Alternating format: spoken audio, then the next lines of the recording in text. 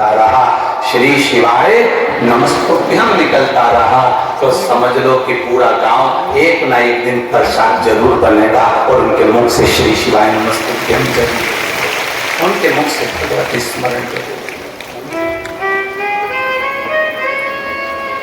और लुटा दिया भंडार कर दिया माला,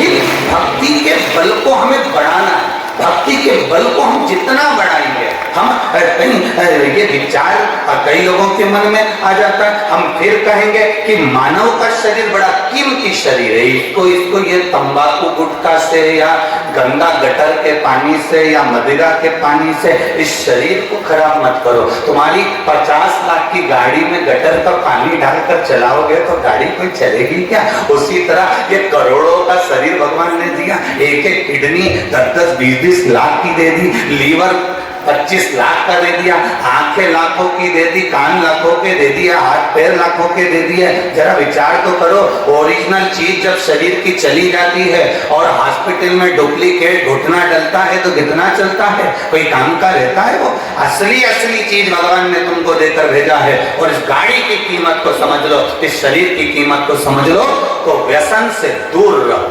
जितना व्यसन से दूर रहोगे उतना तुम्हारी जिंदगी सार्थक हो जाएगी। जितना तुम व्यसन से दूर रहोगे उतना तुम्हारा जीवन धन्य होगा, उतना जीवन धन्य।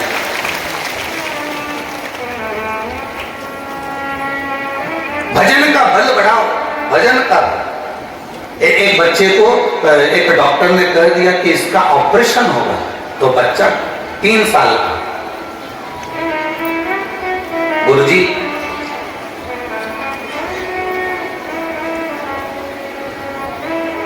मेरा नाम ईशा साहू है, मैं ग्राम खपरी हीरू, सही है, खपरी हीरू गुंडर देही बालोद छत्तीसगढ़ के निवासी। सही बोला है हमने? हाँ ठीक है, सही बोला हो तो तुम समझ लेना, ठीक है, बाकी के तो सब जाने दो। एक बार फिर से बोल देते हैं, नाम ईशा साहू है, मैं ग्राम खपरी हीरू गुंडरदेही बालोद छत्तीसगढ़ की निवासी हूं।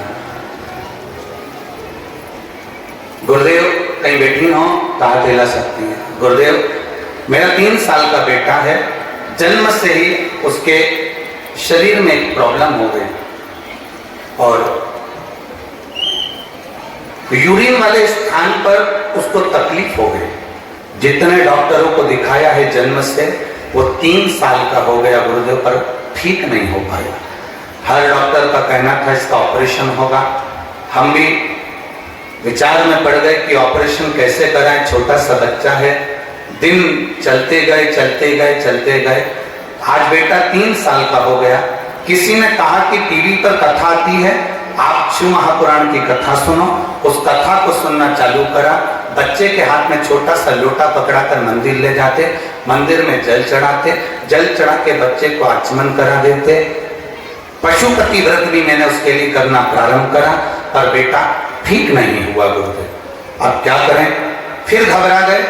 किसी ने कहा इतनी जल्दी हिम्मत मत हारो, सियोर वाला महाराज कहता है अपना कार्य पूरा करो, 3 महीने में कुछ नहीं होता तो और बड़ा बाबा का भजन करने में क्या जाता है।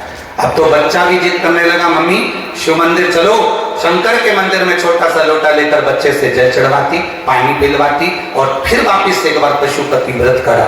गुरुदेव हम ऑपरेशन के लिए बच्चे को जब डॉक्टर के यहाँ लेकर गए, डॉक्टर ने कहा इसको ऑपरेशन की जरूरत नहीं, इसका शरीर ठीक हो गया। ये शिव तत्व योग घड़ी खाली न जाता कोई दर से तुम्हारे, खाली न जाता कोई दर से तुम्हारे, मैं भी खड़ी हूँ नदी बाहें पसारे, अपने हृदय से लगा लो गिरा जा रहा हूँ उठा लो, भोले अपने दर से अब तो न टालो, गिरा जा रहा हूँ, उठा लो।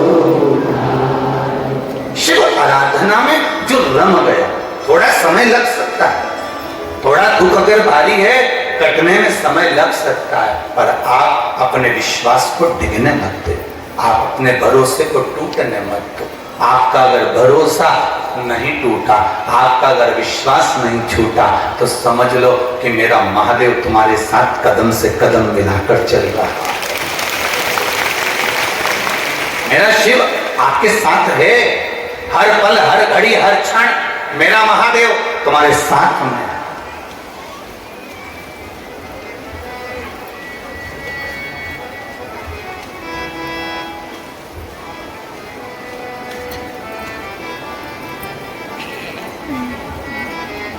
आज एकादशी है, अरे बोलो तो जम के, हाँ। व्रत है, हाँ, ठीक है।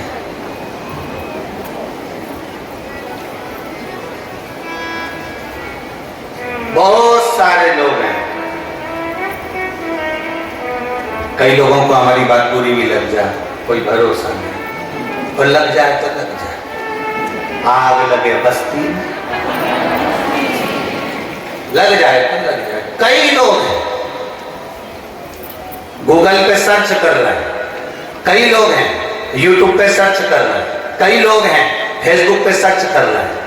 आज कौन सी एकादशी है और एकादशी के साथ में आज क्या खाओ, इस एकादशी में क्या खाया जाता है, कई लोग सर्च कर रहे हैं। प्रदोष का व्रत है, प्रदोष के व्रत में आज मान लो मंगलवार का प्रदोष है, मान लो सोमवार का प्रदोष है, मान लो गुरुवार का प्रदोष है, तो प्रदोष में मैं क्या खाऊं, आज के व्रत में क्या खाया है। लोग नेट पर सर्च करते हैं, लोग गूगल पर सर्च करते हैं, किताबों में ढूंढते हैं, पोथी पुराणों में ढूंढते हैं क्या खाया जाए।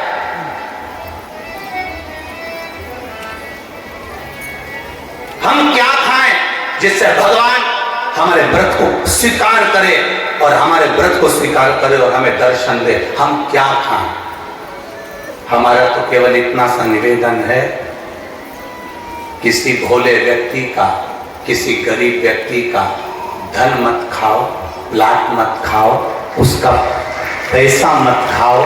अगर तुमने उसका प्लाट नहीं खाया, उसका पैसा नहीं खाया, उस गरीब व्यक्ति का, उस भोले व्यक्ति को तुमने धोखा देकर कुछ अगर खा लिया, तो समझ लो कि भगवान तुम्हें माफ नहीं करेगा। तुम कुछ खाओ चाहे मत खाओ, पर किसी सीधे, किसी भोले और किसी गरीब व्यक्ति का हक मत खाओ, तुम्हें व्रत का फल मिल जाए,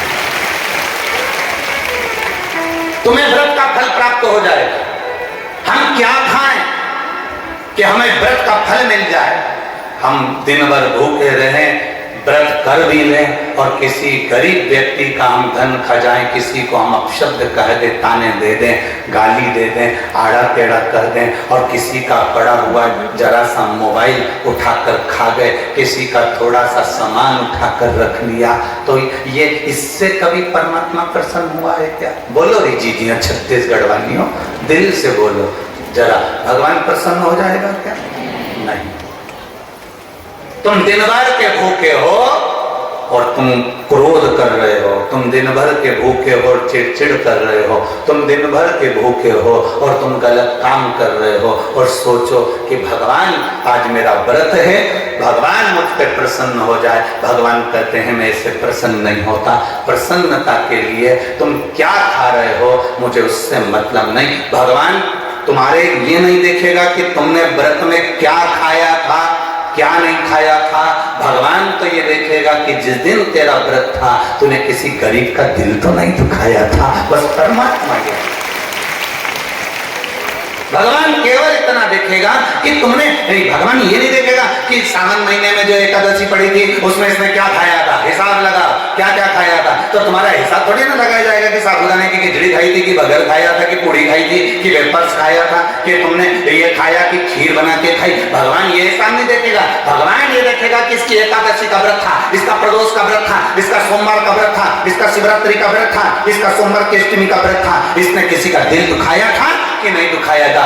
ये भगवान देखेगा, तुम्हारे खाने को नहीं देखता। भगवान तुम्हारे उस व्यवहार को देखता है कि व्रत वाले दिन तुमने भजन कितना किया, व्रत वाले दिन किसी गरीब का दिल तो नहीं दुखाया, व्रत वाले दिन तुमने किसी के हृदय को चोट तो नहीं पहुंचाई, व्रत वाले दिन तुमने किसी को अपशब्द तो नहीं कहा, व्रत वाले दिन तुमने कोई आड़ा टेढ़ा कार्य तो नहीं करा। इसलिए परमात्मा के व्रत के साथ में एक नियम भारी रखो। आज अगर मेरा व्रत है, मैं अगर कुछ छोड़ भी रही हूं, कुछ खा भी रही हूं, तो ये विचार करना कि मैं किसी के दिल को ना दुखाऊं, मैं किसी के हृदय को चोट ना पहुंचाऊं, मैं किसी के चित्त को कोई चोट ना दूं। मरने के बाद कितने लोगों को भोजन कराया ये मायना नहीं रखता।